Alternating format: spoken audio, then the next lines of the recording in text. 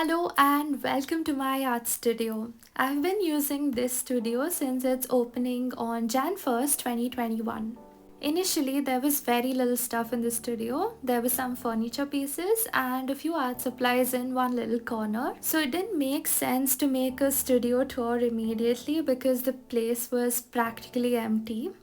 I wanted the studio to have some character, which only comes after the space has been used for a while, right? Initially, it felt like I was sitting in a strange place that didn't belong to me. I needed some time to get used to it and make it my own. Long story short, here we are today getting the studio repainted after 2 years, and I'm going to take you along the whole process of the makeover. You must be wondering why we are getting it painted just after 3 years.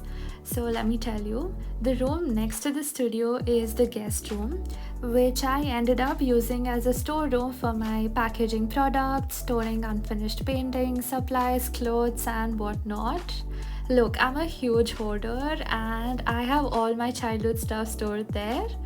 It had been over 12 years since we last painted the guest room, so we decided to deep clean and repaint both the guest room and the studio because there was also a little bit of water seeping here near the window area in my studio.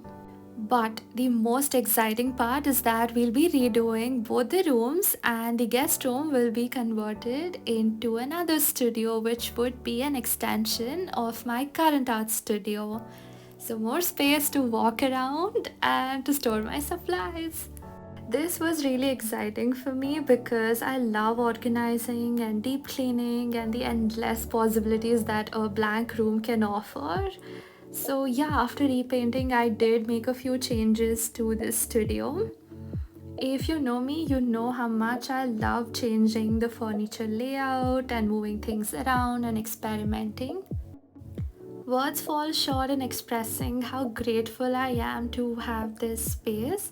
Earlier, I would just spread all my supplies everywhere in the hall, kitchen, which was fun, but since those spaces were used for other purposes as well, I couldn't leave my art materials out. I had to clear everything out, and yeah, that was very time consuming and it really dampened my spirit to get back to art. It was still enjoyable though, but it often left no space for us to move around. I really needed a separate space to keep all my supplies and art materials so that I could get into the zone whenever I went there without having to take everything out and put it away each time. So here we had a covered area upstairs on the terrace with no walls, and after a lot of thought we realized that it was doable and converted it into an art studio. This decision came right after I graduated from architecture college, and I'm so grateful for my parents for supporting my dreams and not forcing me into a conventional job. These are some of the breakable products that were on my desk that I carefully stored in the boxes so I can just take it out and place them on the desk once the painting was done. I am going to go on and arrange it while I continue my story. This was also around the same time when I decided to take up art as a profession and become a full time artist. The decision to design a studio and become a full time artist didn't come out of the blue. It happened gradually over the years. By then, I had also built a decent following on Instagram and had a few consistent customers, which boosted my confidence. I was working on commissions and a few brand collaborations, so I decided to take the plunge and go for it. I just decided to go all in, take the risk, and pursue art full time, and it has been the best decision of my life. And this marked the beginning of designing my studio, a space I had always dreamed of. I started saving pins on Pinterest, creating mood boards, and envisioning how I wanted the studio to look like. I designed the furniture layout, measured the space, chose a color palette. Although this was just the initial conceptual stage and more planning was needed later, the entire process was incredibly exciting. And then began the whole process of bringing the studio to life, and the rest, as they say, is history.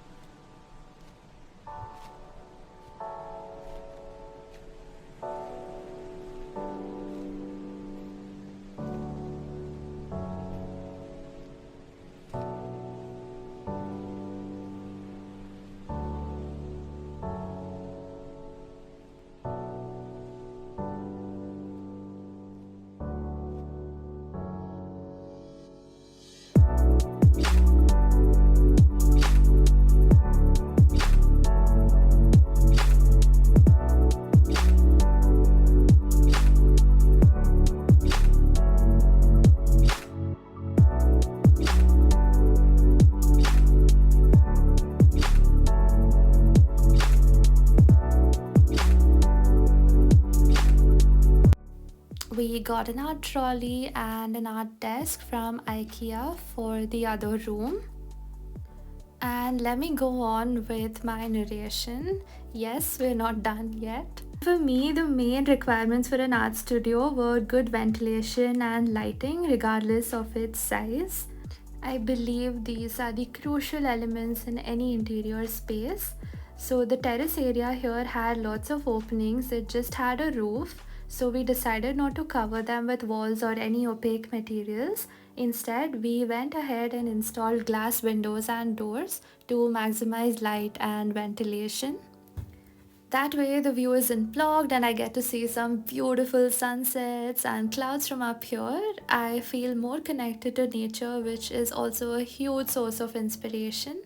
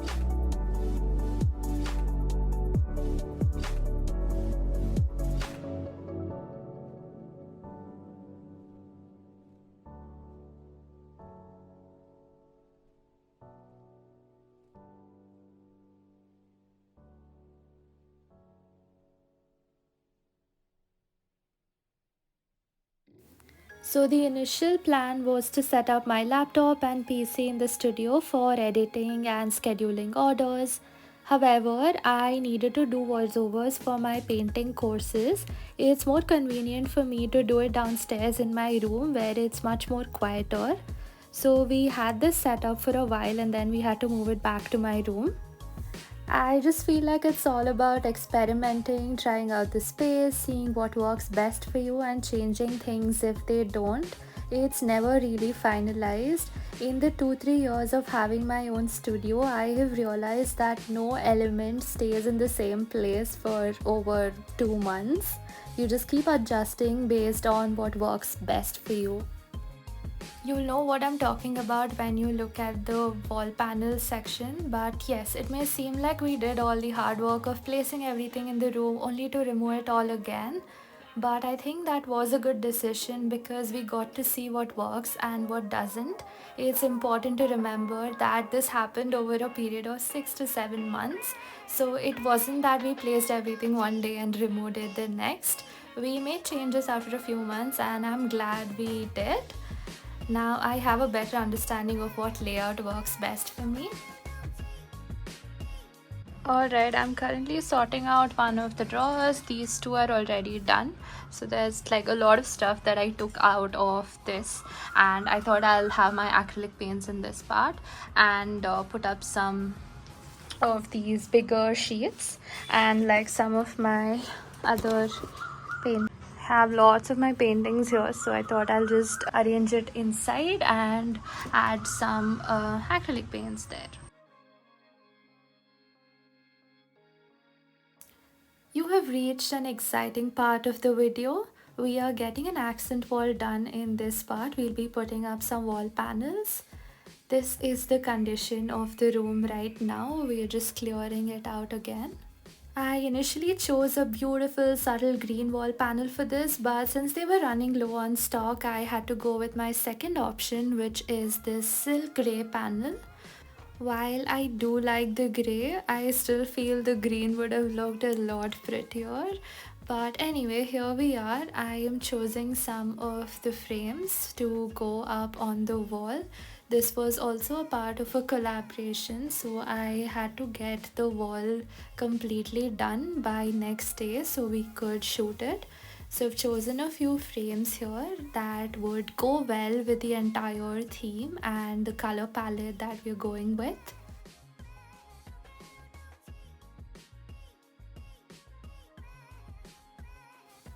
And I also have a few other paintings here. I initially wanted to go with the floral theme on the wall, but I felt the other paintings were more suitable for the space. And instead of white frames, we're going with silver and gold frames. And this plant stand would also go up in the corner on next to the wall.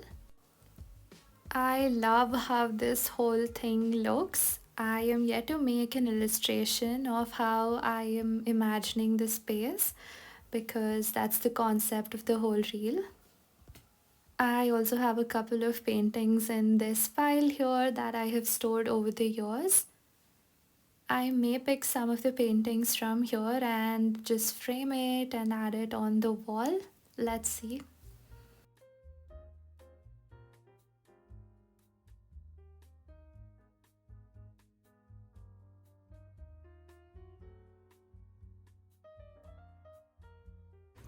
So it is a huge mess in here and it is raining outside. Let me show you, it's beautiful. So here's the illustration I made with all the elements that I had and with all the planning that I did, and we are going to transform this wall.